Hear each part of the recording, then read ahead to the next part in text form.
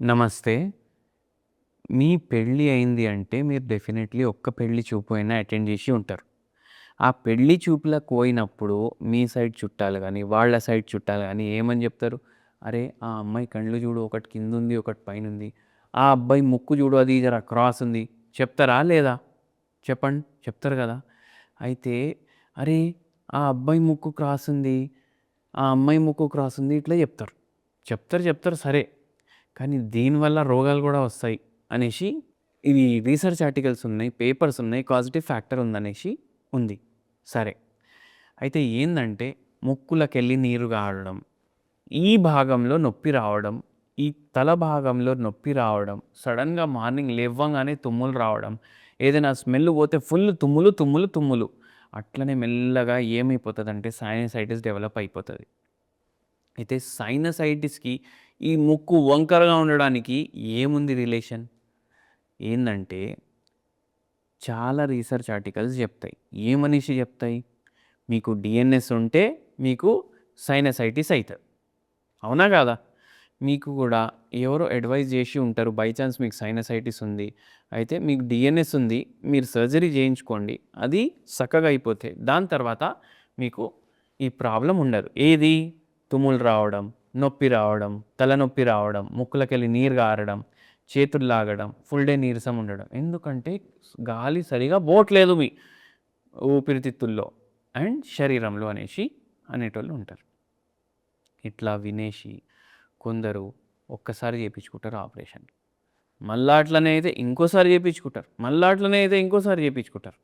అయితే ఏందంటే దీన్ని డీవియేటెడ్ నేజల్ సెప్టమ్ అనేసి చెప్తారు. ఇప్పుడు చూడండి మీరు వీడియో పాజ్ చేసి నా ముక్కు కూడా చూడండి. మీకు క్రాస్ అనిపిస్తది. అవునా కాదా? క్రాస్ అనిపిస్తుందా? ఇప్పుడు మీరు మీ ఫోన్‌ల వీడియో పాజ్ చేసి కెమెరా ఓపెన్ చేయండి. కెమెరా ఓపెన్ చేసి చూస్తే మీకు మీ ముక్కు కూడా క్రాస్ అనిపిస్తుండొచ్చు. ఎందుకు అంటే 10 మందిలో 8 మందికి డీవియేటెడ్ నేజల్ సెప్టమ్ ఉంటది. అంటే వాళ్ళ ముక్కు క్రాస్ ఉంటది. దాని అర్థమైంది అందరూ ఆపరేషన్‌లు చేపించుకోవాలనా? లేదు. యాక్చువల్‌గా ఏందంటే ఎన్నో సార్లు ఇది ఈ ముక్కు వంకరగా పోవడం వల్ల కాదు. ఈ సైనసైటిస్ కానీ, తుమ్ములు గానీ ఇవి ఎలర్జీకి అయితాయి. ఇప్పుడు ఎలర్జీ అంటే ఏంది? ఇప్పుడు మనం రోడ్ మీద పోతున్నాం. రోడ్ మీద పోతుంటే ఊపిరైతే పీల్చుకుంటాం గదా! ఊపిరి పీల్చుకున్నప్పుడు ఉన్న గాలిలో డస్ట్ ఉంటది.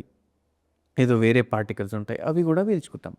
ఇప్పుడు మన ఇమ్యూన్ సిస్టమ్ ఏదైతే ఉంటది, అది ఏం జేస్తదంటే, ఈ డస్ట్‌ని అది బై మిస్టేక్ ఇది హార్మ్‌లెస్ ఇది. కానీ ఇది బై మిస్టేక్ ఇది హార్మ్‌ఫుల్ అనుకోని యాంటీబాడీస్ ప్రొడ్యూస్ జేసి, మన ఇమ్యూనిటీ ఏమో డిస్టర్బ్ అయిపోతది. దానివల్ల ఎట్లా అయితది? దీన్ని హైపర్ సెన్సిటివ్ రియాక్షన్ గూడా అంటారు. అండ్ నార్మల్ భాషలో ఎలర్జీకి గోళీ వాడుతున్నాను. ఎలర్జీ ప్రాబ్లమ్ ఉండే అంటే ఇదే ఫారెన్ బాడీని అది తప్పుగా ఏదైతే హార్మ్‌లెస్ ఉంది. దాన్ని హార్మ్‌ఫుల్ అనుకోని ఒక డిఫెన్స్ అంటే ఏదో ఇన్ఫెక్షన్ వచ్చినట్టు ఫీలింగ్‌లో ఎళ్ళిపోతది బాడీ. దానివల్ల ఈ ప్రాబ్లమ్ అయితది. అయితే ఇప్పుడు మీరు ముక్కు ఎంత వంకరున్నా, దాన్ని ఎంత సీదా చేసినా ప్రాబ్లమ్ అయితే మీ ఇమ్యూనిటీలో ఉంది. దానికి మీరు ట్రీట్మెంట్ తీసుకోవాలి. ఎందుకంటే ప్రతి ఒక్కరిది ముక్కు జర క్రాసే ఉంది. మళ్ళా ఏం లాభం ఇట్లా సర్జరీలు చేపించుకొని? అయితే ఏందంటే మీకు సైనసైటిస్ ఉన్నా, డీవియేటెడ్ నేజల్ సెప్టమ్ ఉన్నా, ఒక్కొక్కసారి ఎంత సివియర్ అయిపోతదంటే పస్సు గూడా వస్తది సైనసెస్‌లో.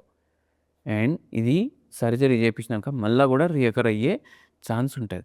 అయితే ఏందంటే ఇవన్నిటికి హోమియోపతిలో చాలా మంచి పరిష్కారం ఉంది. అండ్ హోమియోపతి స్పెషలైజేషన్ ఏంది? దీంట్లో సైడ్ ఎఫెక్ట్స్ ఉండవు. అండ్ హోమియోపతి మందులు వాడితే ఇది పూర్తిగా తగ్గుతది. మళ్ళా లైఫ్‌లో రాదు. అయితే డీఎన్ఎస్ ఉంటే సర్జరీ చేపించుకునే బదులు దానికన్నా బెటర్ ఆప్షన్ మనకు నాన్ ఇన్వేజివ్ ప్రొసీజర్.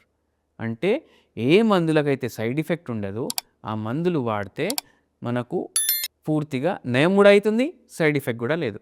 అందుకే దానికి మీరు హోమియోపతి ప్రిఫర్ చేయొచ్చు. నమస్తే.